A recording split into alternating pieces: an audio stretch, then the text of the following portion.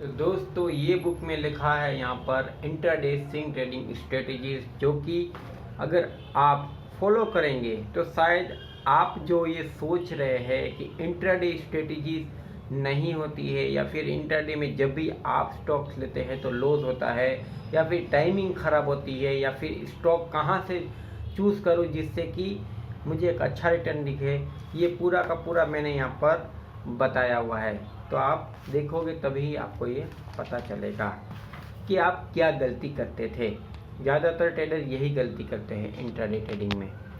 तो सबसे पहले बात कर लेते हैं कि इंट्राडे ट्रेडिंग के जो स्टॉक्स होते हैं ना, वो कहाँ से चूज़ करना पड़ता है।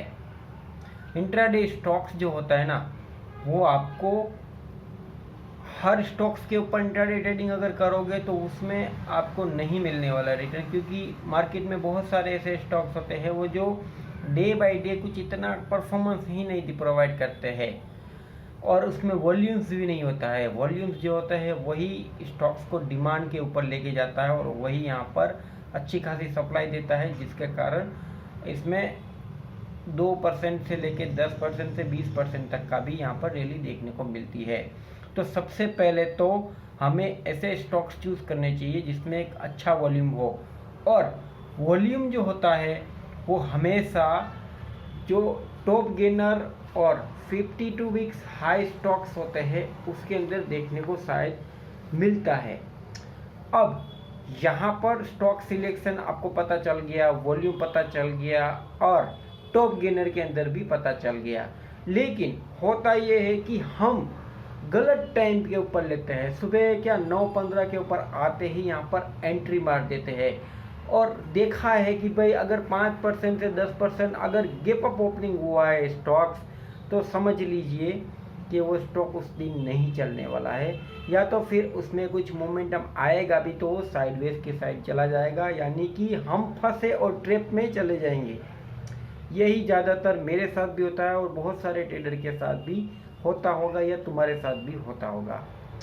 ये कॉमन मिस्टेक है जो हर ट्रेडर करता देखता है और देखता रहता है। तो उसके लिए क्या है सही क्या गलत है, तो भाई सबसे पहले तो इतनी चीज़ आपको समझ में आ गई है कि 52 weeks high, top gainer, volume, demand supply ये सब मिलती है। लेकिन कंपनी का अगर कुछ न्यूज़ नहीं है ना, यानी कि कुछ तरक्की भरकती अगर न्यूज़ नहीं है ना उसके अंदर, तो कुछ मोमेंटम वाली बात देखने को नहीं मिल सकती है इसके अंदर। और मैंने देखा है कि जैसे ही क्वार्टरली रिजल्ट आउट होते हैं ना, कंपनी के शेयर्स में एक अलग ही तरीके का यहाँ पे मिजाज होता है, और उसी मिजाज के अंदर ही कितने सारे जो ट्रेडर्स होते हैं वो अपनी पोजीशन है वो बनाते भी होंगे, और उसी में प्रॉफिट है वो निकाल के चले भी जाते होंगे। और रिटेल ट्रेडर क्या करता है कि जब सब कुछ ख़त्म हो जाता है उसके बाद एंट्री लेता है और उसमें फंसता चला जाता है। और हम रिटेल ट्रेडर होते ही लेट है, यानी कि हमें लक बाय चांस चाहिए। स्ट्रेटजीज कुछ चीज़ मायने रखती ही नहीं। स्ट्रेटजीज यानी क्या कि आपकी पूरी तैयारी होनी चाहिए कि स्टॉक्स में हमें लेवल्स जो होते हैं वो पता होने चाहिए कि किस लेवल के ऊपर क्या है, टॉप गेनर में क्या है। अगर न्यूज़ आई तो उसके बाद अगर वो ब्रेकआउटिंग हुए हैं तो उस लेवल के ऊपर एक छोटा एसएल लगा के हम ट्राई करेंगे या नहीं करेंगे, यही होता है।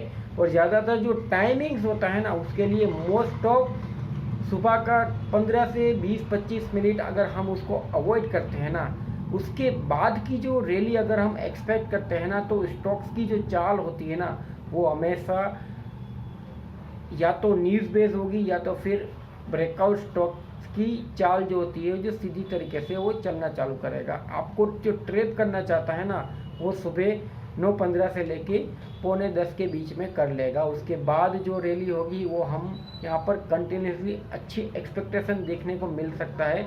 अगर रैली नहीं भी आएगी तो शायद वो स्टॉक अच्छा होगा टॉप गेनर में, तो वो यहाँ पर साइडवेज होने के लिए तैयार होता है, यानी छोटा मोटा हमें उसमें एसएल हिट होने की संभावना होती है। तो ऐसे स्विंग ट्रेडिंग स्टॉक जो होते हैं वो यहाँ पर ट्राई कर सकते हैं। बाकी बीटीएसटी स्टॉक्स में भी ट्राई कर सकते हैं, जैसे कि कोई स्टॉक ब्रेकआउट है लेकिन क्या होता है साइडवेज उस दिन हो गया और लगता है मुझे कि भाई ये कल के दिन जाएगा, तो इंट्राडे जैसा ही हम BTST ट्रेड जो होती है, जो मार्जिन के ऊपर मिलता है, उसमें भी ट्राई कर सकते हैं। तो अब आपको पता चला कि ये कुछ स्ट्रेटजीज होती है जो काम करती है। अगर ये स्ट्रेटजीज आप ट्राई करना चाहें तो ट्राई कर सकते हैं। और एक बताना चाहता हूं मैं आपको कि अगर कुछ ऐसे स्टॉक्स जो IPO बेस होते हैं ना, तो उसमें भी अगर इंट्राडे ट्रेडिंग बहुत अच्छी तरीके से मोमेंटम दिखाने को मिलता है, जैसे कि ओला और JP पावर में अभी थोड़े दिन पहले ही यहाँ पर मोमेंटम देखने को मिला था, क्योंकि यहाँ पर वॉल्यूम बढ़ा था, जिसके कारण जो ट्रेडर थे वो पोजीशंस बनाना चालू किए थे। तो इस वीडियो में इतना ही, मिलते हैं नेक्स्ट वीडियो में। धन्यवाद।